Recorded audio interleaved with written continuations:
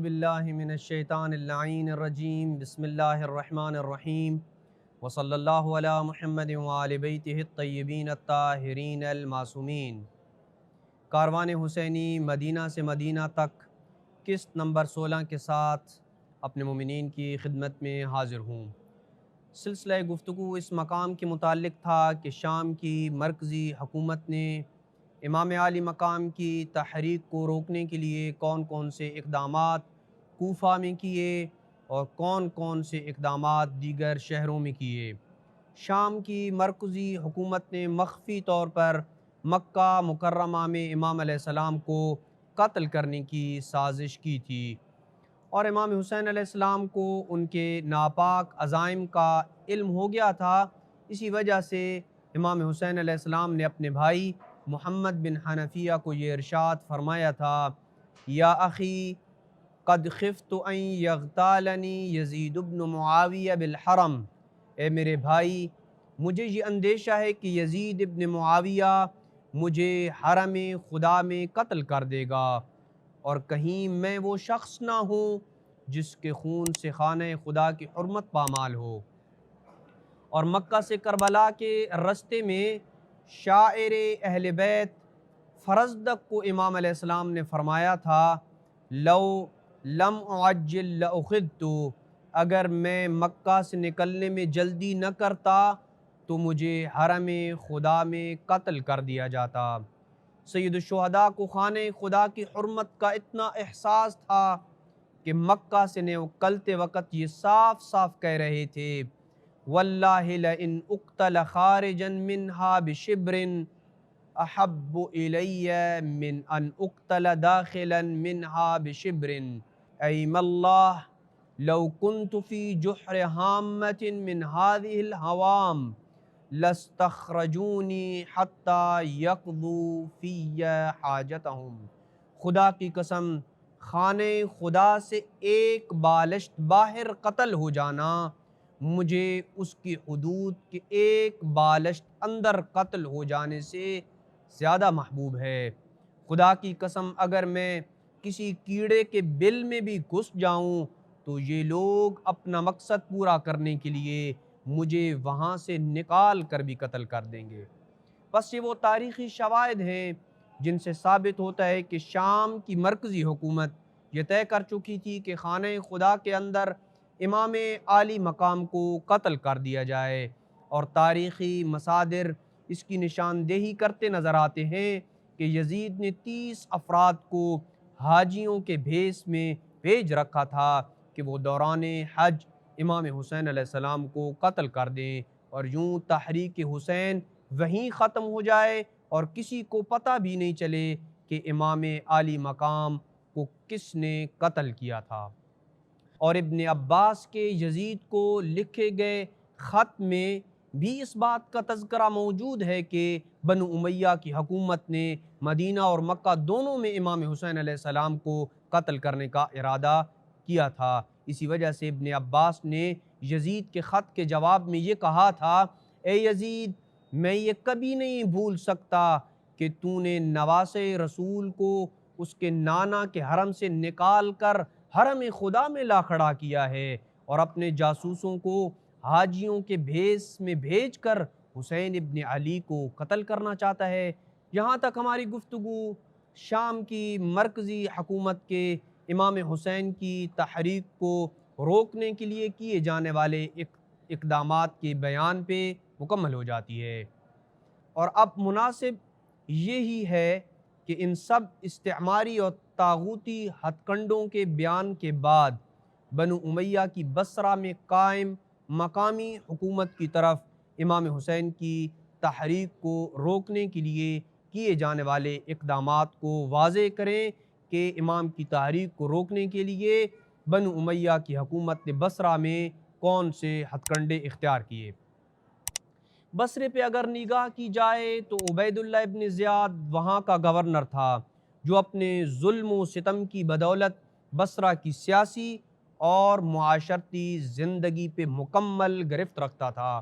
اور وہ اپنے مکر و فریب میں مہارت کی وجہ سے حکومتی معاملات کو بہتر انداز میں چلانے کا وسیع تجربہ رکھتا تھا۔ اور ان تمام تر سختیوں کے باوجود محبان اہل بیت مخفی انداز میں حزب اختلاف کا کردار ادا کر رہے تھے، جبکہ ابن زیاد کو بھی ان کی مخفی سرگرمیوں کا بخوبی علم تھا۔ اسی دوران ابن زیاد کو یزید کا خط ملا کہ فوراً کوفہ آ جاؤ۔ ابھی ابن زیاد نے رخت سفر باندھا ہی تھا کہ اچانک سے اسے یہ خبر ملی کہ سفیر امام حسین سلیمان بن رزین بصرہ کی 5 اہم ترین شخصیات کی طرف خط لے کر آیا ہے، جس میں ان 5 شخصیات کو اپنے قبائل سمیت اپنی مقدس تحریک میں شامل ہونے کی دعوت کا تذکرہ ہے۔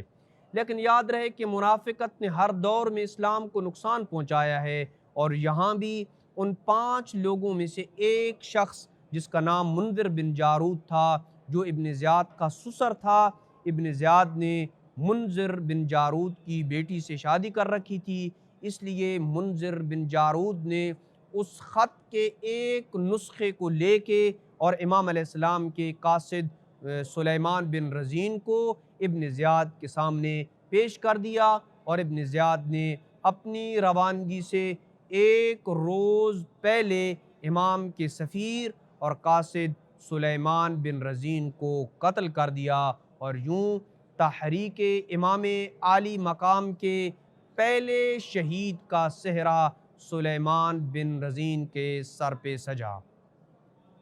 اس کے بعد ابن زیاد منبر بصرہ پہ آیا اور کہا، اے اہل بصرہ، مجھے یزید نے کوفہ کا گورنر بنایا ہے اور میں کل صبح کوفہ جا رہا ہوں اور اپنے بھائی عثمان بن زیاد کو اپنا جانشین بنا کے جا رہا ہوں۔ خبردار جو کسی نے ہمارے حکم کی مخالفت کی،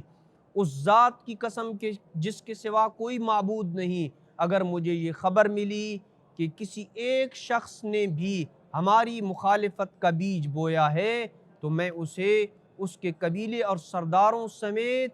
اسے موت کی وادی میں دھکیل دوں گا۔ میں اس زمین پہ چلنے والوں میں فقط اپنے باپ سے مشابہت رکھتا ہوں، یعنی جس طرح میرا باپ ظلم و ستم میں معروف تھا، میں اسی طریقے سے ظالم ہوں، اسی طرح میں اسی کا پرتو ہوں اور اسی جیسا ظالم ہوں۔ اور یوں بصرہ میں اپنے ظلم و ستم کا ڈھنڈورا پیٹتے ہوئے ابن زیاد دوسرے دن صبح کوفہ روانہ ہو گیا۔ اور کوفہ کے حالات کے بیان کرنے سے پہلے کہ ابن زیاد نے کوفہ میں جا کے کون سے اقدامات کیے، ایک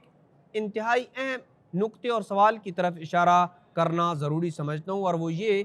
کہ باوجود اس کے کہ کوفہ سے ہزاروں کی تعداد میں امام کے پاس خط آ چکے تھے اور اہل کوفہ کے قاصدین بھی امام کے پاس پہنچ چکے تھے، تو پھر بھی امام نے اہل کوفہ کے خطوط کا جواب دینے کے بجائے بصرہ کی 5 شخصیات کی طرف خود خط لکھنے میں پہل کیوں کی؟ گزشتہ اقساط میں ہم امام عالی مقام کے خطوط کے متن اور بصرہ کی 5 اہم شخصیات کو خط لکھنے میں پہل کرنے کی وجہ بیان کر چکے ہیں، لیکن آج جس نقطے کو واضح کرنا چاہتے ہیں وہ یہ ہے کہ اگر تاریخ کے اوراق کا مطالعہ کریں تو یہ پتہ چلتا ہے کہ ان 5 شخصیات کا ماضی کیا تھا، اور تو یہ نقطہ سامنے آتا ہے کہ ان 5 شخصیات کا ماضی کیا تھا اور کیا انہوں نے امام علیہ السلام کے خط کا جواب دیا تھا یا نہیں دیا تھا۔ سب سے پہلا شخص جس کی طرف امام نے خط لکھا وہ احنف بن قیس ہے۔ تاریخ کا ادنیٰ مطالعہ رکھنے والا شخص جانتا ہے کہ احنف بن قیس کو امام کے حق پہ ہونے کا علم تھا، اور وہ جانتا تھا کہ امت کی راہبری کے حقیقی وارث فرزند رسول حسین ابن علی ہیں، اور اس سے قبل جنگ صفین کے بعد اہل بصرہ میں سے اس شخص نے امیر المومنین کی بیعت میں تردد اور شک و شبہ کا اظہار کیا تھا، یعنی خود اس شخص نے احنف بن قیس نے جنگ صفین کے بعد امام علیہ السلام کی بیعت کے متعلق تردد اور شک و شبہ کو لوگوں کے اندر پیدا کیا تھا۔ اس وقت کہ جب امیر شام کا قاصد آیا تھا اور اس نے احنف بن قیس کو امیر شام کے ساتھ ملنے کی دعوت دی تھی، تو اس نے یہ کہا تھا کہ میرا علی اور معاویہ دونوں سے کسی قسم کا کوئی تعلق نہیں ہے، اور امیر المومنین کو اس نے یہ خود خط میں لکھا تھا کہ اگر میں چاہوں تو اپنے قبیلے سے 200 تلواریں آپ کی مدد کے لیے لا سکتا ہوں، اور اگر میں چاہوں تو بنی سعد سے 4000 تلواریں آپ کی مدد سے روک سکتا ہوں؟ تو امیر المومنین نے بڑا ہی پیارا جواب دیا تھا اور کہا تھا یہ 4000 تلواریں تو روک لے، یعنی مجھ علی کو تیری مدد کی ضرورت نہیں ہے۔ اور احنف بن قیس نے امام حسین کے خط کے جواب میں فقط ایک قرآن مجید کی آیت لکھی تھی، اما بعد ان وعد اللہ حق ولا یستخفنک الذین لا یوقنون، یعنی پس اے نبی آپ صبر کریں، یقیناً اللہ کا وعدہ سچا ہے اور جو لوگ یقین نہیں رکھتے وہ آپ کو سبق نہ پائیں۔ گویا احنف بن قیس یہ سمجھ رہا تھا کہ اس مختصر سی آیت میں اس نے امام کو صبر کی تلقین کر کے اپنا شرعی وظیفہ اور شرعی ذمہ داری پوری کر دی ہے، جبکہ حقیقتاً ایسا نہ تھا اور وہ امام کی نصرت نہ کرنے پہ غلطی پہ تھا اور اسے پتہ تھا کہ امام حق پہ ہیں، اس کے باوجود اس نے تردد اور تذبذب کا مظاہرہ کیا۔ دوسری وہ شخصیت جسے امام نے خط لکھا وہ منذر بن جارود ہے، اور اس کی خیانت روز روشن کی طرح واضح ہے، کیونکہ اس نے امام عالی مقام کے قاصد سلیمان بن رزین اور امام کے خط کو ابن زیاد کے سامنے پیش کیا تھا، جس کی بدولت ابن زیاد نے سلیمان بن رزین کو شہید کر دیا تھا۔ اہل بصرہ میں سے تیسرا وہ شخص جسے امام نے خط لکھا وہ مالک بن مسمع البکری تھا، جس کا اموی ہونا اور بنو امیہ کا پیروکار ہونا روز روشن کی طرح واضح ہے، اور یہ بھی عیاں ہے کہ اس نے امام علیہ السلام کے خط کا جواب نہیں دیا تھا۔ چوتھا وہ شخص جسے امام عالی مقام نے خط لکھا تھا وہ قیس بن الہیثم تھا، جو روش عثمانی کا پیروکار تھا اور آخری عمر تک اہل بیت سے دور رہا، اور اس نے بھی امام علیہ السلام کے خط کا جواب نہیں دیا۔ پانچواں وہ شخص کہ جس کی طرف امام نے خط لکھا وہ مسعود بن عمر تھا، جو دشمن اہل بیت اور شہادت امام کے بعد ابن زیاد کا مخلص ساتھی تھا، اور اس نے بھی امام علیہ السلام کے خط کا جواب نہیں دیا تھا۔